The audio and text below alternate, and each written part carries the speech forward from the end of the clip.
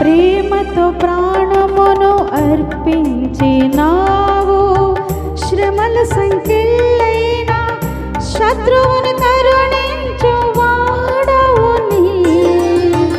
ప్రేమతో ప్రాణమును అర్పించినావు.